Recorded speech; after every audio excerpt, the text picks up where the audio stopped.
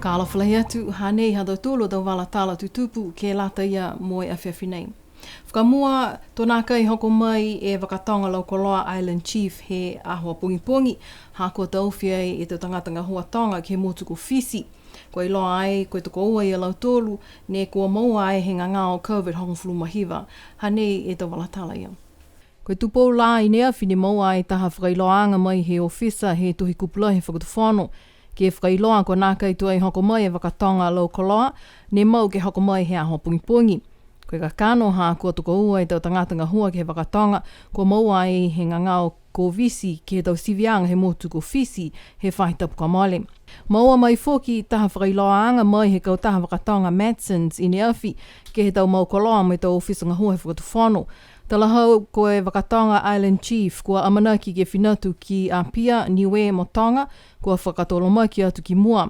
Pe he whakailoaanga mai he Madsons koe tau tangatanga hua he wakatonga nei, koe kamatanga hua la ia ke he motuko New Zealandi, he osi e tau na nofo pui hongfuru mawhai aho ki New Zealandi, tō whenonga atua ke he motuko fisi. Ka koe muitua ke he tau whakaholoanga he whakatuwhono fisi ke ngā ngao ko visi nei, ke he tau sivianga tō o ke he mai he motuko fisi, koe ki sia ai, koe toko ua i tō tangatanga hua, koe maua ai ke ngā ngao nei. Taha fōki e whakailoanga ko maua mai he whakatuwhono he motuko fisi he o kio ki whaitapu. Moi pehe ai kua tātu e tau tangatanga hua nei ke he taha whalinga ngao ni whakaingoa ko nā vua. Koe whalu he tau tangatanga hua ke he wakatonga nei, ko tātu osi alau tolu ke he tau whale ko whiwhilia he whakatuwhono ke no nofo pui ai. Koe māme aho nei, kua talahau mai e ulu whakatonu he whahinga hua mai tau puhala o whenonga, ko Sonia Tālangi. Koe tūmauni e pataanga he tau ngā hua lalahi he whakatuwhono, ke ngā hua au loa mai whahe malolo sino he motu si pihia, mai pataanga he tau whahinga hua mai tau tangata, moi ka whakailoanga he tau ngā hui mua tō whakailoa ai ke lata mai loanga he motu. Nā kai la whakailoanga ia, koe a whē ka hoko mai ai e wakatonga ki Niue. Koe tau nei, ko maua ai he tāmata ane ko tā liu toho waka mai he maanga ko makefu e fōfō koe ducks he aonga he tō whānau i kiki e lata e mai tau nei. Ne whakahoko ai e aho tuwha palepale he aonga he aho fleile he whaitapu ka mole. Koe aho mahuenga he tau aonga osi koe aho tuwha palepale he matahiku tau. Tokalonga tau mamatua, tau mga whaomi tau tangata ko tolo atu ai ke he whale tolo i paliasi. Ko pasipati mo e tui kalanga ai mga aho ne hea e hingoa he tama ko maua e palepale tukolunga he aonga ke lata mai tau nei ko ia ko tā liu toho waka. Tuua ai a Maya Jackson, mo e tūtolu ai a Kumimau Jackson. Hanei e whalu he tau palepale mahuinga ke he tau nei mai aonga Niue Primary. Ko tali tonu toho waka, ua ai hana whakamailonga ni maua ko e Leadership Award mo e Bilingual Award. Ko ia tamwhiwhine ko Sama Ikihele maua e ia e Excellence in Attitude Award.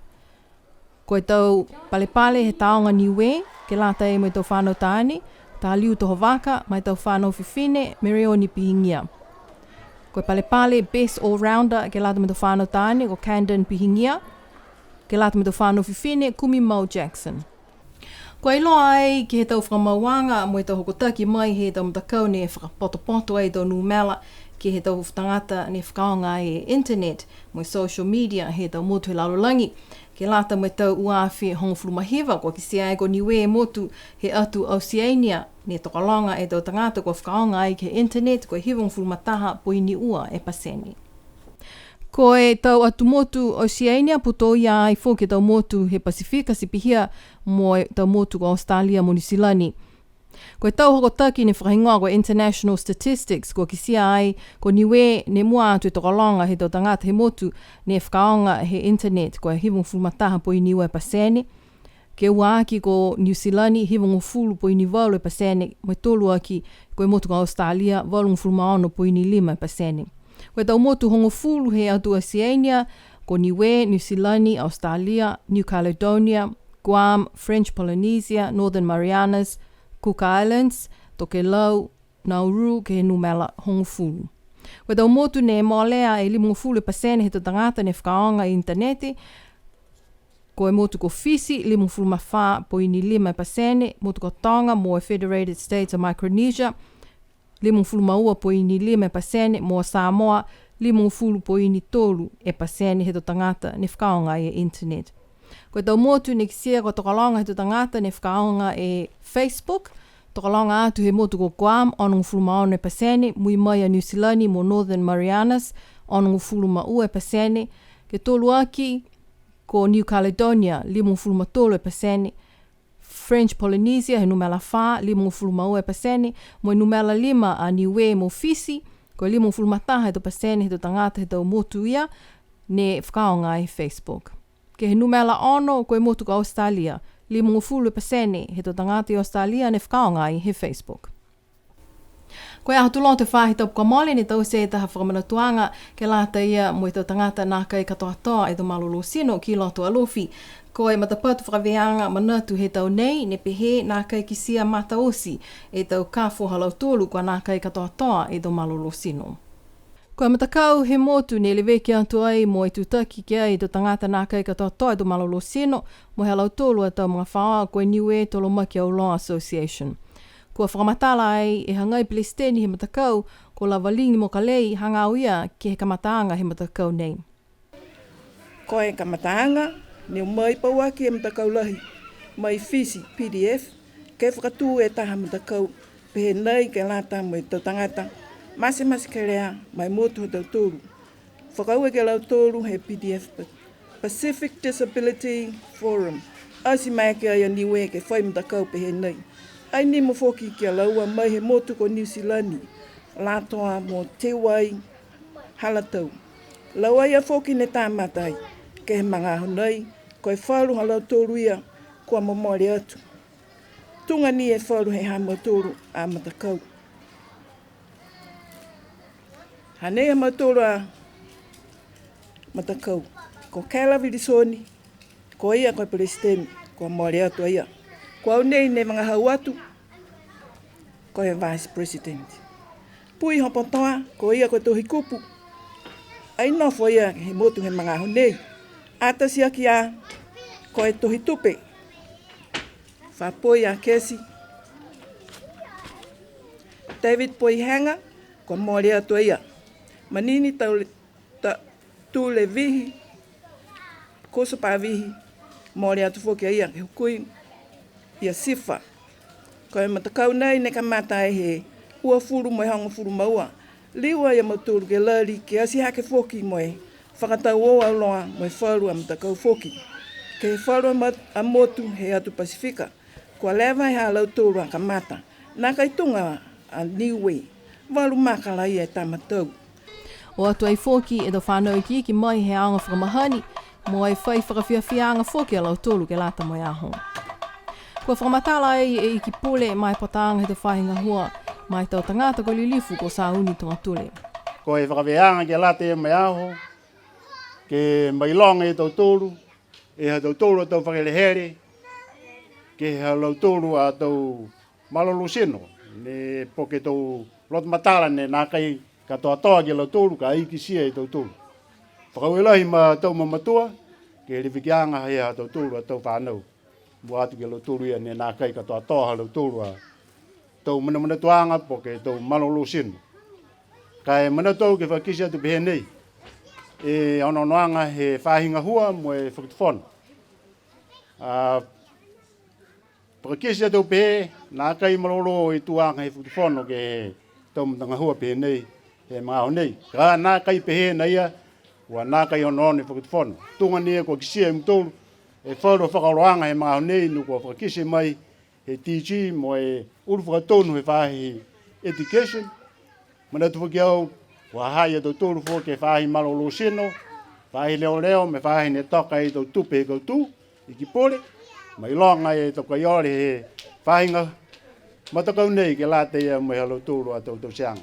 Ngā hua whakalahi e ki pole he mga nei, mo e tau whahinga hua, ke lali ke lang matai a tau tōru ma tau mamatua ni wa hai e ha tau tōru a tau whakalehere. Kai mua atu whoki ke lau tōru i tau mamatua ni nā kai katoa toa whoki ha lau tōru a tau malolo sino he mga honi. Nā kai whai whakamatalaanga mai he tau hukui whakatuwhono, hanga uia ke he taha maweheanga he lalolangi ke lata ia mo i tau tonuhia, he tau tangata nā kai katoa toa i tau malolo sino, ne whakahingoa ai ko International Convention on the Rights of Persons with Disabilities. Nā kai la saini whoki po whakamoli ai e Niue. ko niwe mo palau e tau motu Pasifika ne nā kai la saini.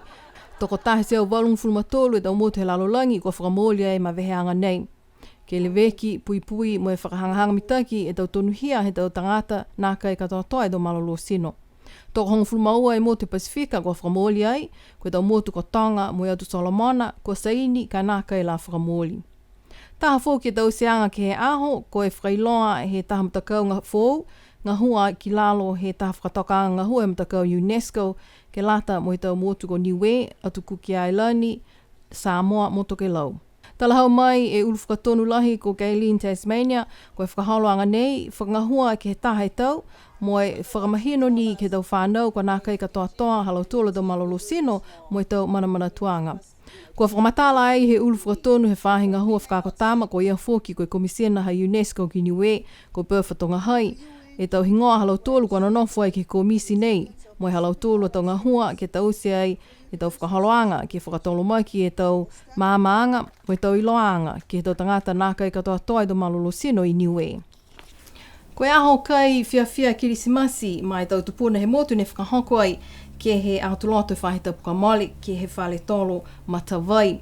Ko e tau ke ua fulumahiwa akia nei, tali mai he kamata e whakaholoanga nei, he tapu katolika he motu ko e St. Joseph's Catholic Church.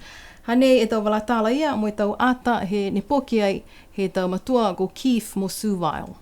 Talahau mai e taha he tau tangata whakatoka ngā hua ko Chris Hipper, ko e tau whakamua ne tāmata ai he whaiwhiau ko Father Glover.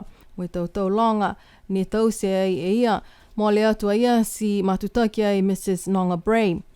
Ko e tau ngāho nei, kua laumatai ai e Mrs. Hipper mo Mrs. Ngātū Tukutama.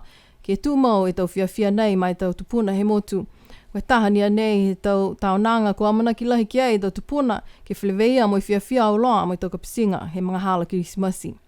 Ke whakaosea ki tau walatala, ne whakahoko e taha whiawhia ke whare tolo, he tau whiwhini he motu ko mākini, he whahitapu e ka mole, ko tolo atu e tau lilifu he motu si pihia, mo e tau kapisinga ke whiawhia au loa, mo e matakau he tau whiwhini he motu, mo ki sia ai whoki e halau tolo tau si vai, ko whakatātāpa ua ki ai ke lata mai aho.